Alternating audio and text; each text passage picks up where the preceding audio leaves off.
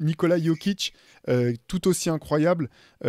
Alors, début de saison où on se disait, bon, bah, finalement, il a pris des vacances, il est pas aussi fort que l'an dernier. En fait, non, il avait simplement décidé d'impliquer d'abord ses partenaires avant de monter en régime.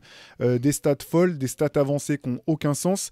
La question, en début d'année, on avait fait un point, en début de saison, on se disait, bon, bah, de toute façon, il sera pas MVP une troisième fois de suite, simplement parce que les votants lui donneront pas un troisième MVP de suite, ce qui le placerait dans un club très rare, parce qu'il y a que trois joueurs, je le répète, qui l'ont déjà fait: Bill Russell, Will Chamberlain et le dernier en date, Larry Bird. Euh, Au bout du compte, ses stats sont folles, son rendement est dingue, son équipe est première de la conférence Ouest. Si jamais Denver devait finir à la première place de la conférence Ouest, je trouverais ça très compliqué pour les votants de voter pour, de le priver de ce titre de MVP, simplement du fait qu'il en a déjà gagné deux de suite. Quel est votre sentiment à vous par rapport à tout ça? Par exemple, moi, aujourd'hui, tu arrêtes la saison aujourd'hui. Denver est premier, mais mon MVP, c'est quand même Luka Doncic. Après, j'ai Nikola Jokic juste derrière. Il mérite. Mais ça ne serait pas forcément mon MVP. Je ne serais pas choqué qu'il le reçoive. Mais même si Denver finissait premier, ça ne veut pas dire automatiquement que pour moi, ça devrait être lui. Effectivement, je pense que la question est complexe cette saison où on a vraiment des saisons folles de Doncic, de Tatum, même Yanis, on banalise ce qu'il fait, mais enfin, Yanis reste exceptionnel.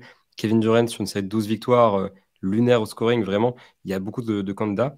Après, pour moi, Jokic, c'est le MVP. Voilà, déjà, c'est clairement le most valuable player. Pour moi, c'est la définition même de ce qu'est un MVP. Déjà, il y a le bilan collectif qui est là. Ils sont premiers à l'Ouest, donc il impacte les victoires. Et au-delà de ça, son équipe a tellement, tellement, tellement, tellement besoin de lui. Sur son premier MVP, il y avait un différentiel de plus 6,7 quand Jokic était sur le terrain. Ce qui n'était pas énorme pour un MVP en fait. Et la saison dernière, avec l'absence de Jamal Murray et Michael Porter Jr., il y a eu une vraie Jokic dépendance. Et il avait un différentiel de plus 19,5, ce qui était le plus gros de toute la NBA.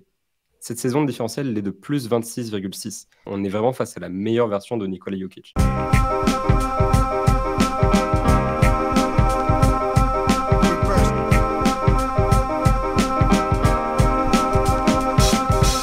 Is out there, and it's either play or get played.